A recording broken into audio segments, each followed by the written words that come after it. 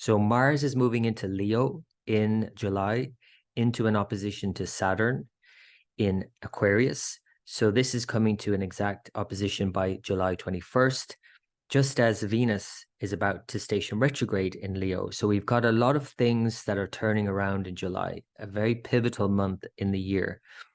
And if we can use these energies in a more focused and deliberate and determined way, then this can be a great month of strength and achieving a great deal.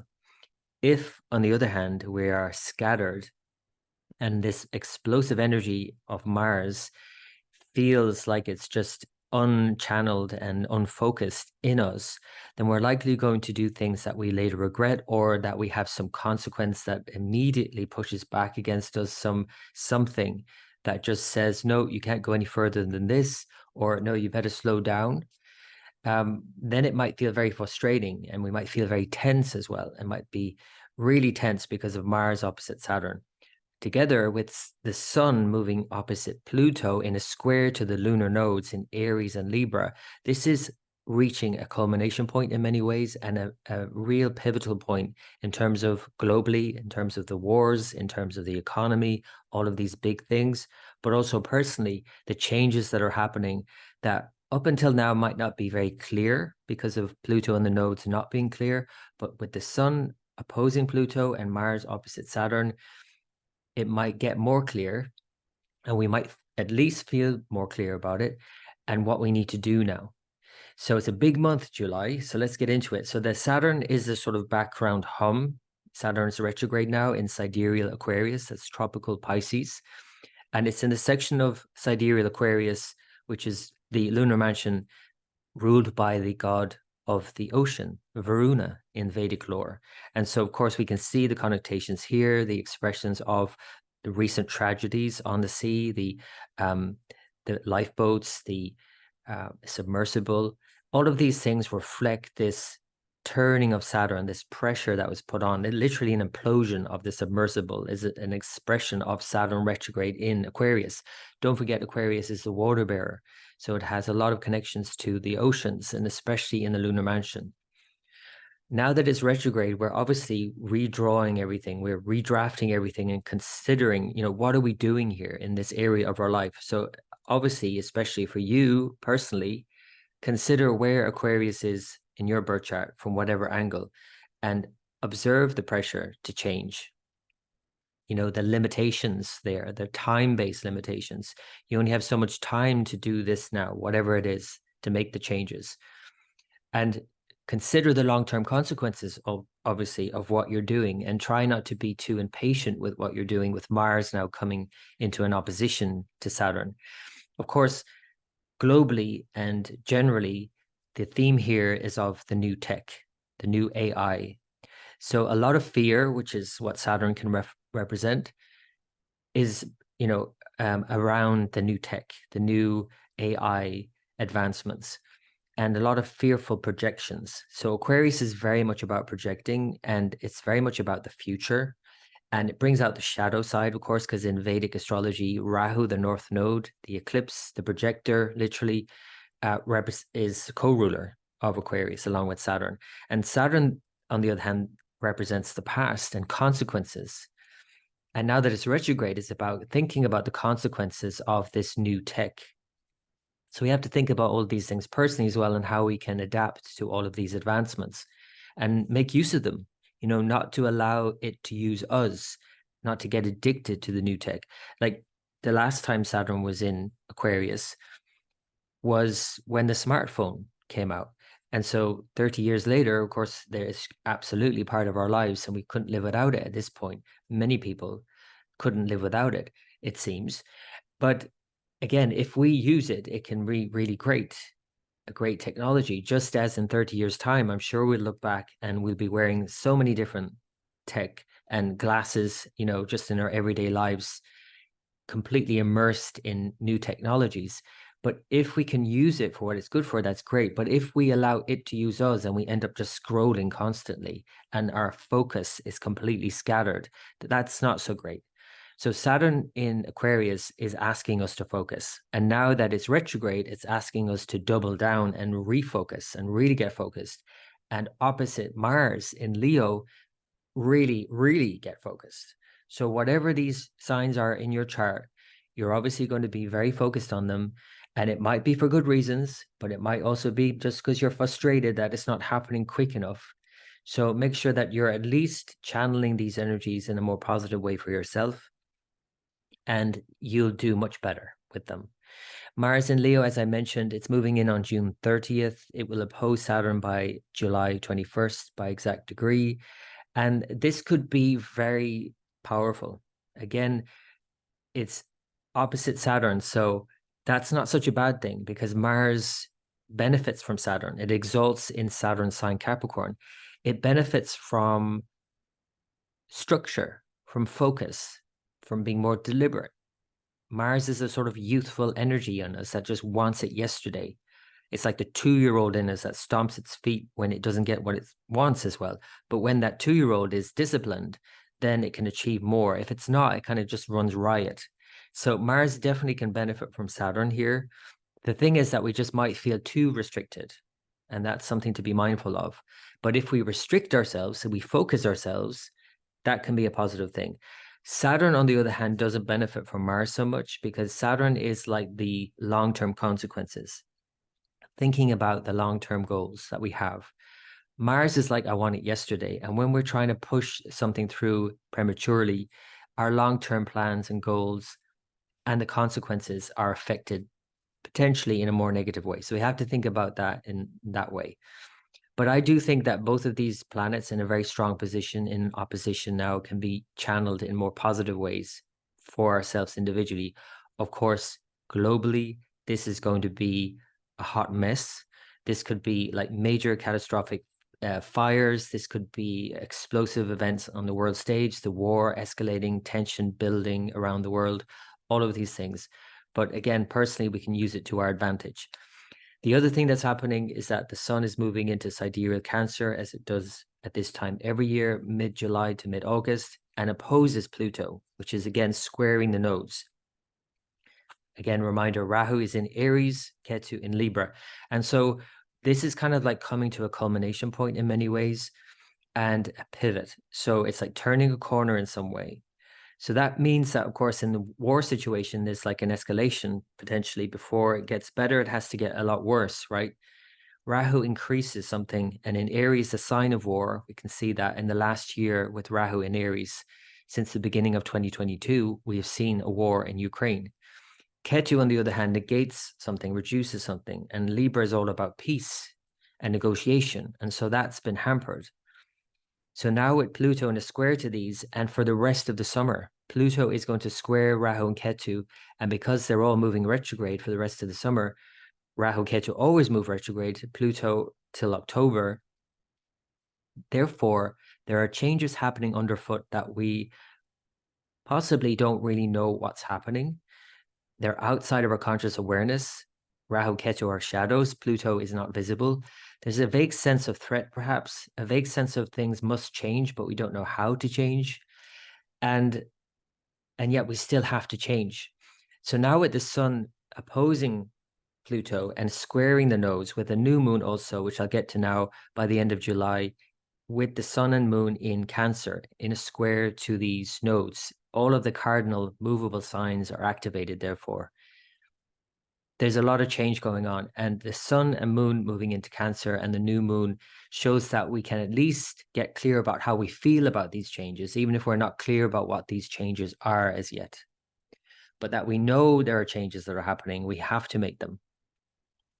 So apart from all of that, though, the complication of Venus arrives by the end of July, just after the new moon on July 17th. So July 23rd, Venus stations retrograde. And remember that Ketu in Libra is this negating factor, reducing things. Venus now retrograde, behaving as the nodes are always retrograde in a more unusual way. And a lot of twists and turns now going on for the next few months in the economy. And even apart from the retrograde from July 23rd to September 4th, you can consider the whole shadow phase of Venus from June 19th to October 7th. This is the point that it will move back towards. So it will enter its shadow by June 19th. You might have felt that already. You might have felt the stirrings of some change that has to happen, either in your relationships or in your finances. And that won't really all work out until October. And by that stage, October, November, of course, Venus then moves into Virgo and then conjoins Ketu, which is finished then with Libra. They both meet in Virgo, where Venus is debilitated. This is why I'm seeing the downturn in the economy by October, November. And so the very low part of the economy is November, potentially. But of course, once you go to its lowest, then it goes back up again. But if you can just focus on that kind of cycle, the downward spiral and then the upward spiral again, you can take full advantage of it, of course. But in the more immediate time frame, over the summer months, especially with Venus retrograde now, it's not the best time to be making expensive purchases. It's not the best time to be getting married. It's a good time, though, to be reconsidering your relationships and working issues out. For example, if you have a problem in your relationship, a Venus retrograde can be great, because you get to air your grievances and you get to work things out and things can work out better. But if things are seemingly going smoothly and then you hit a Venus retrograde and you bury your head in the sand about these things, then you don't want to let those things fester, because Venus retrograde is asking you to really address some issues and review your relationships and things that you value. So again, financially, same thing. If you're avoiding things financially, this is probably not going to work out in your favor. But if, on the other hand, you're reviewing your finances, you're approaching them differently, you're doing things differently, then it can work out for you. The reason why it's not advisable to buy anything expensive during a Venus retrograde is because you might not know its true value. Now, of course, the seller might not know its true value either, and therefore you could get a bargain.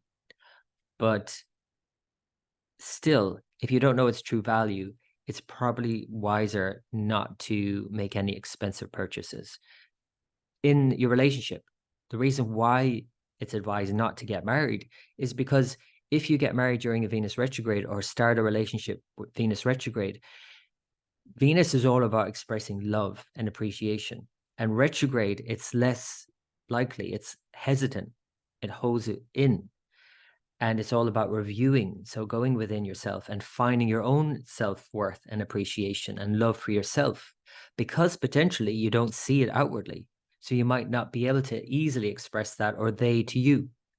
So if you get married or start a relationship during this period, it might be that over time, expressing love and appreciation and affection is not so easily attained. So if you do start a relationship during this time, though, think about it as a retrograde, as an internal thing, as a self-loving thing. And then when you experience that self-love and self-worth, of course, then it's easier to love and appreciate someone else.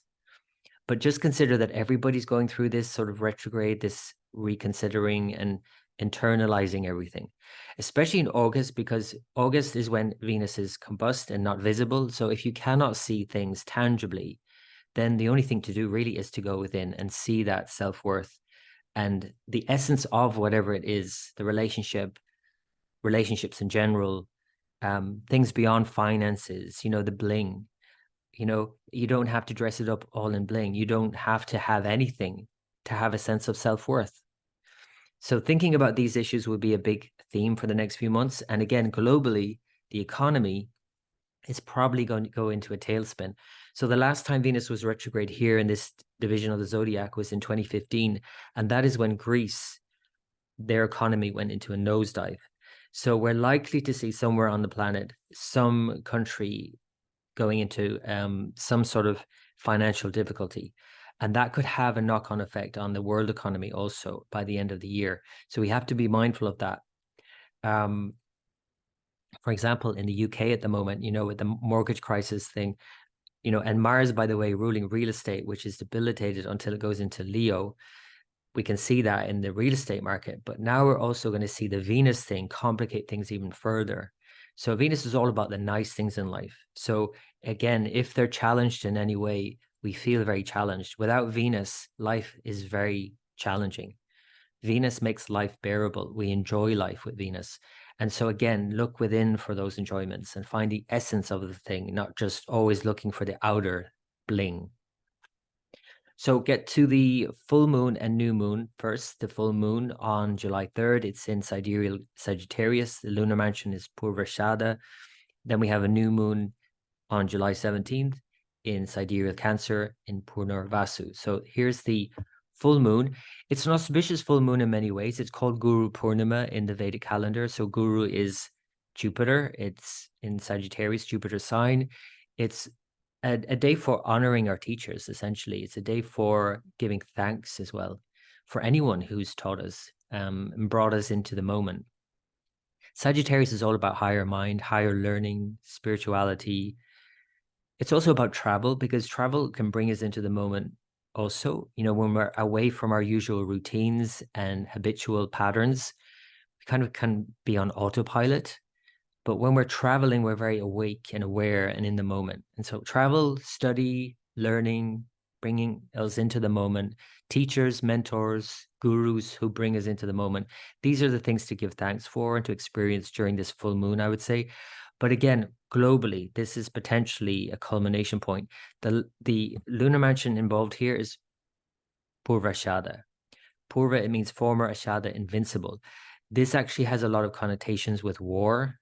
And actually, the last time Venus was retrograde was in this lunar mansion when Ukraine was invaded by Russia. And so now that we're having this full moon in this lunar mansion with Venus about to retrograde again, like I said, it could be a culmination, a sort of increase, but then it also could be potentially a sort of turnaround. Because Venus, when something is challenging, like I said, in your own relationship, if something is challenging, it's not working out, a Venus retrograde could actually work things out. So there could be some potential working things out here, but again, only after maybe an escalation. So you can see here, Venus is about to move over this Cancer Leo juncture. You know, it's about to experience this blip. Mars has just moved through it. And for this full moon, even though there's an aspect from Jupiter, there's also an aspect from Rahu, the North Node, from the sign of war, Aries, which both aspect Mars also in Leo. So all of the fire signs, Aries, Leo, Sagittarius, are really triggered during this full moon on July 3rd. We're likely to see an escalation, a real heating up of issues. And again, like I said, though, a real pivotal point for this full moon in Purvashada. Then we have a new moon in Punarvasu, July 17th. This is as the sun moves into sidereal Cancer and the moon joins it the day after on July 17th at the first degree of Cancer. They're opposing Pluto and squaring the nodes in Aries, Libra. So again, it's a pivot. And again, it could bring things to light in terms of how we feel about the changes that are happening, the changes that are outside of our control also, that's Pluto and the nodes, and on the world stage. And it might be about reflecting on how this is affecting us personally, how it's affecting our mind, our hearts, our family life, our safety and security. This is all Cancer themes. The lunar mansion, again, is Punarvasu, which is means return of the light. And so it is about after the storm and the clouds part and the light returns. And this is where we can see this sort of sense of clarity as well that can return. So a new moon, though, is a dark moon. And although we might have insight, and it's great for insight and planting seeds, it's not the most auspicious time to actually start anything on the day itself. It's a dark moon. And it's ruled by Rahu, the north node of the moon. Every new moon is ruled by Rahu. So although it's not the most auspicious start for anything, it's a time to start to think about these things that we want to begin subsequently. And thinking about this time as a real pivot, like I said, and thinking about the Mars and the Venus, especially at this time, which oppose Saturn now. Mars and Venus are the rulers of the nodes as well, in a square to the sun and moon. There's a real pivot and opposition and, tension that could be used personally in a very positive way to kind of really turn things around for ourselves and to start something new or to start something again. Because that's the other thing about Punarvasu. It's the light again, return of the light, but it's also about repeating patterns. seeing our repeating patterns, seeing how we do things over and over again, and maybe seeing how we can adjust that pattern. Or, like I said, do it again. Like we tried something before, let's try it again. So there could be great potential here for that personally. Purnavasu is ruled by the goddess Aditi. She's the goddess of infinity. So it's like beyond space-time, and thinking about, stepping back and taking that kind of, again, longer view. And thinking about, and the thing about Purnavasu as well is the symbol is the bow and arrow, and the arrow returning to the quiver. And again, it's all about this repeating pattern. But thinking about arrows is an especially important thing, I think, in July, because the previous full moon on July 3rd is in Sagittarius. And that's very much about the archer, thinking about how we direct our hopes and wishes. And now this new moon on July 17th in Purnavasu, again, seeing how that returns, how we put something out in the world for the full moon on July 3rd, our hopes and dreams for something we want, and seeing how that returns to us, seeing how we manifest something with that intention. And I think this new moon on July 17th, therefore, will be a really important one in terms of getting really focused on our intentions. So that's the month of July. Just want to remind you that I do have Patreon page, patreon.com/timeline astrology, where I write daily reports, Monday to Friday. You get reports, transit reports, all kinds of in-depth astrology every day of the week. You also get a timeline report when you join, as well as monthly forecasts. We join together every month and discuss the transits for the month. So we'll be doing so again for July. I also have sign-based forecasts and all of that. You can join and get more in-depth astrology, and the Scorpio Video Club. So this is where I share more, I guess, controversial topics that I don't feel comfortable sharing publicly, but also sharing the secrets of Vedic Indian astrology, more predictive techniques. And then also the last thing I want to mention is this astrophilosophy group that I have. So we discuss different topics in terms of philosophical things that astrology brings up time and again. One of the recent ones is this one. I'm going to post this publicly, even though this is a private group on Discord. This one I feel like I want to put out there in the public domain and get more feedback and, a discussion going. So the question is, can we outwit the stars? This is from, of course, Yogananda's famous chapter in the book Autobiography of a Yogi. And the chapter is called Outwitting the Stars. So I asked the question, can we outwit the stars in this discussion? So please join me for that. You can get that publicly. Otherwise, you can join other discussions of astrophilosophy.